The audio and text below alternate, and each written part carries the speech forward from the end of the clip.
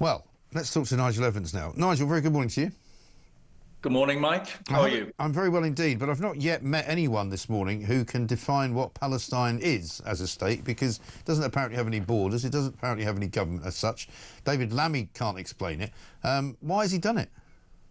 Well, I assume it's to throw some red meat towards some of the Labour backbenchers who are scratching their heads wondering how much longer Keir Starmer is going to be in number 10. Yeah. I think that's what it's all about. It's all veneer. In practical terms, Mike, it means absolutely nothing. Right. Hamas will bank it as a coup. It was not used even as leverage to release all the rest of the hostages that still remain within under the control of Hamas. And so, quite frankly, it seems to me as if a number of countries have colluded on this too, because there's it's not just Britain, there's a few others like Australia and Canada, Portugal and France, of course, that are all recognizing Palestine at the same time. But as you quite rightly say, what are they really recognizing? And is it going to make any practical difference? The answer is no. Is the war going to carry on? The answer is yes. Are the hostages still going to remain? The answer is yes. Will they then be recognized within the United Nations? The answer is no, because the United States will block it. I mean, it is absolutely nothing other than veneer. Yes, exactly right. But there is some damage that will happen long term, and of course that will be to our diplomatic relations with Israel and to our general relations with them as an ally in the Middle East. Yeah, absolutely. They're going to feel somewhat isolated, I suspect, Israel increasingly. And it just seems bonkers, doesn't it? Because it seems as if we've forgotten about the attack on the 7th of October, 2023, which resulted in so many deaths of innocent Israeli people. We seem to have forgotten all of that. We've forgotten all about the hostages that are still there. And some of those, of course, were murdered. And yet we are turning all our firepower on Israel, who are only defending themselves.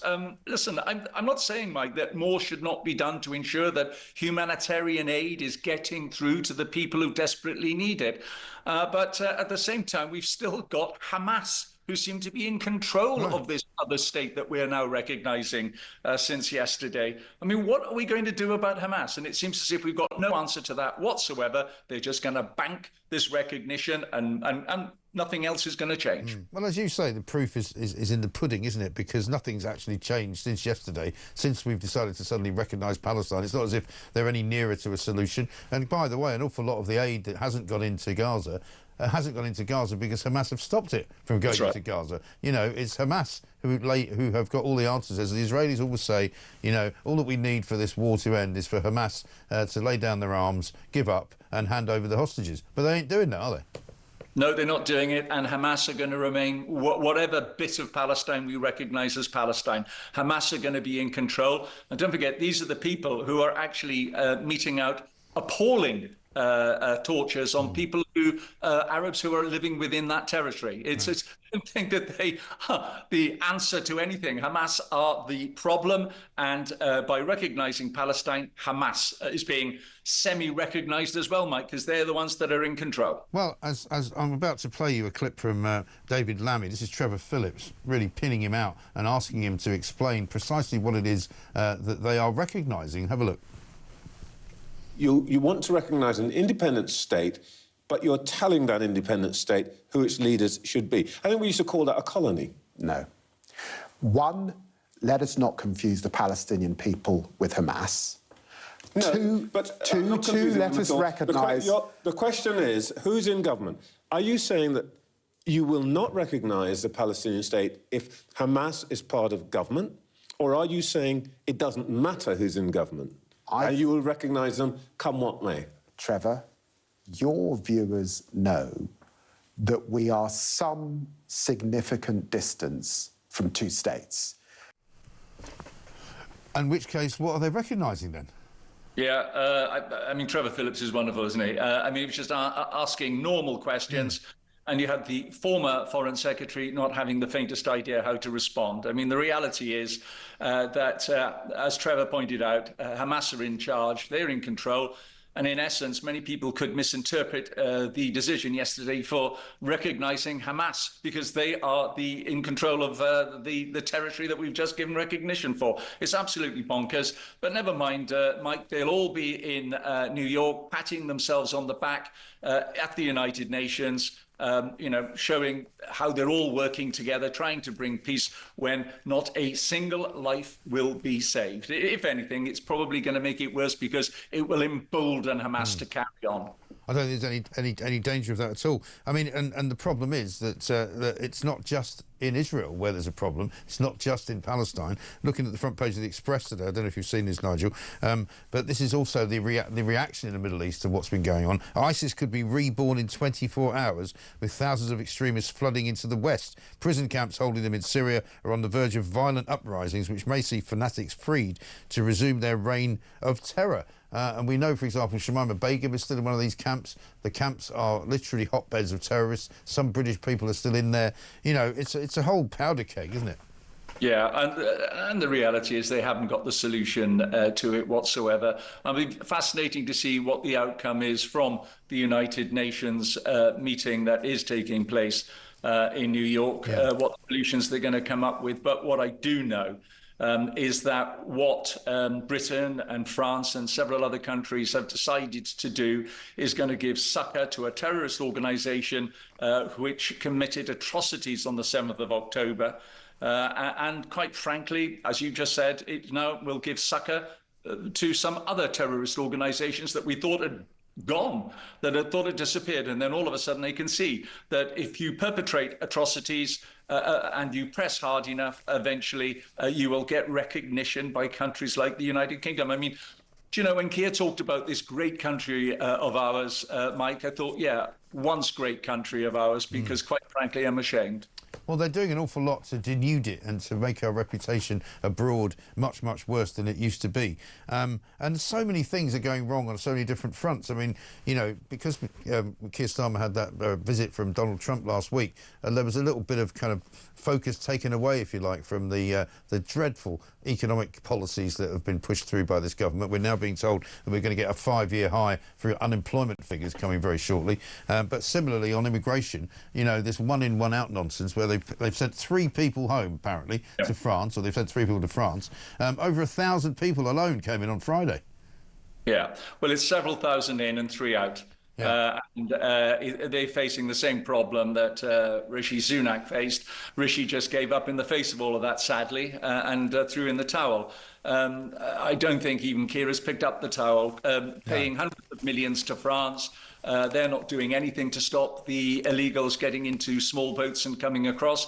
We need fresh legislation. We need to leave the European Convention of Human Rights. We need to take control. We need a British Bill of Human Rights, which is going to put British citizens first. It's as simple as that. Anybody entering Britain in a small boat illegally should be guilty of a crime, and the punishment will be they will be banned from entering the United Kingdom ever again, and they will be either deported to the country they came from or another third country. We should do deals like Donald Trump has done with other countries throughout the world who are prepared to take these illegal immigrants, and that's what we ought to be doing. We can't just sit back and see thousands coming in and sending 3 back. It's useless. It is hopeless, absolutely useless, as you say. Front page of the Telegraph today has got Nigel Farage saying he will look at this Boris wave, as it's being called, 3.8 million people who came here after Brexit, when your party reduced the likely kind of qualifications, if you like, to come here. A lot of people came legally on visas to work and to study. Most of them seem to have stayed, but Nigel Farage says they're going to re-examine an awful lot of those cases to check whether actually they're contributing. And I think that should also be part of it, shouldn't it? If you're going to contribute to the country, brilliant. Come in and please do so. But if you're not, don't bring loads of people with you who are going to become a drain on the state. Yeah, well, the United Kingdom has taken a hell of a strain, Mike, when it started with Tony Blair, if you remember, when several other countries joined the European Union. And France and Germany had derogations about who could come from the new countries to reside in France and Germany. Britain didn't. And funnily enough, over 1 million came to the United Kingdom. And that number has just increased under David Cameron and other prime ministers, including Boris Johnson, and it just carries on increasing. Now, I'm not saying, Mike, that some of those people who come to the United Kingdom haven't brought great skills with them, skills that we need, and therefore we ought to ensure that we don't lose those. But at the same time, there may be a ton of other people who just come, overstayed, and are not contributing anything to the British economy at all. Worse, some of them may be on benefits as well. And we just can't afford it. We just simply cannot afford it. So we do need to look again, review the sorts of people that are remaining in the United Kingdom on maybe expired visas. And let's just see what is going to be to the benefit of the United Kingdom. And I think it is quite right as well that they ought to be providing a service to the United Kingdom if they wish to stay here. They weren't born here. And the one thing that Kemi Badenoch is saying is that we are not the world's hotel. We are not. And we've just got to look to see what is going to be in the best interests of the United Kingdom. Yeah, and she's been saying that for a while now. But what did you make of this stuff at the weekend of people suggesting that she's not really making as much cut through as leader of the Tory party as she needs to? Obviously, party season is ongoing. Tory party's not yet happened, but Tory party conference rather. What do you make of how that's all going to play out? Well, as we know, Kemi in November will have been 1 year as leader of the Conservative Party. We've had a number of local authority by-elections, and of course we had the May elections, which we did incredibly badly in, and we continue to do badly. And I think part of the problem is that the review that's been going on within the Conservative Party as to what policies we're going to announce is still ongoing. Now, I think, Mike, that Kemi's got one chance at this, and that's going to be at the party conference. And unless she announces that we're going to leave the European Convention of Human Rights and a number of other policies, which are, as you said right at the top of your interview with me, Conservative policies. The reason why I joined the Tory party when I was 17, I've been a member of the Tory party for 50 years. And I've got to say, you know, my loyalty is being tested, as is the loyalty of many Conservatives who look at the party and think, we want to hear some Conservative policies that seemed to be weakened during the period of Theresa May.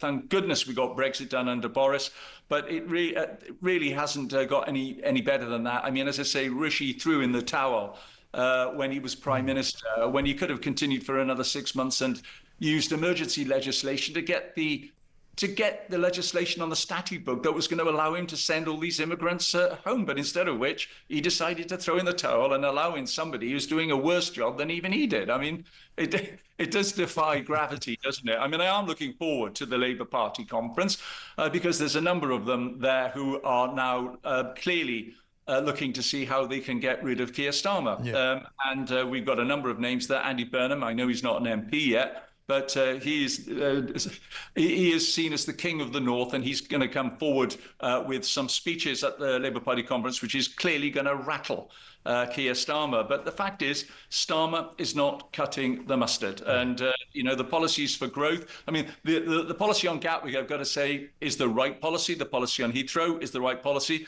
But those are the only two. Everything else has been anti-growth. And as you say, we've got unemployment figures later today, which is going to probably show another increase in unemployment. We've seen 13,000 millionaires flee the United Kingdom for Dubai and Italy and Monaco and other countries. And these are the wealth creators that should be here creating the new jobs that we want. He had 48 hours of respite with Donald Trump. But the fact is that we are back to the usual politics, and that's not going to save Keir Starmer. He said that he was the change. Well, he's not been the change, and if he was, it's the change for the worse. And I'm afraid we've got 3 more years of this. And if I think there must be a lot of Labour MPs who got elected in July 24, looking at their seats. You know, you've got a by-election in Wales coming up, Mike, in the super safe Labour seat of Caerphilly. It's been Labour since 1918 when the seat was created. In the Welsh Assembly, it's been Labour ever since the Welsh Assembly was created in 1999. And at the moment, the Labour Party are running third behind Reform and Plaid Cymru. If Labour loses Caerphilly, that is the biggest alarm bell that should be sounding throughout the whole of the Labour Party. quite frankly. Right. It would be a disaster for them. I think it will be, and I think that's exactly the way it's going to go. And I suppose if you think of Andy Burnham as a king of the north, you could call Keir Starmer the king of North London, if you like. See how that goes. Good to talk to you, Nigel. Thanks very much indeed. Nigel Evans, former Commons Deputy Speaker, warning that Labour is about to have an absolute and utter catastrophe in Wales, not just because of the Caerphilly seat that's going to go probably to reform, but also the entire Welsh government, the Welsh Senedd is likely to go to reform as well, and that'll be later on next year in May.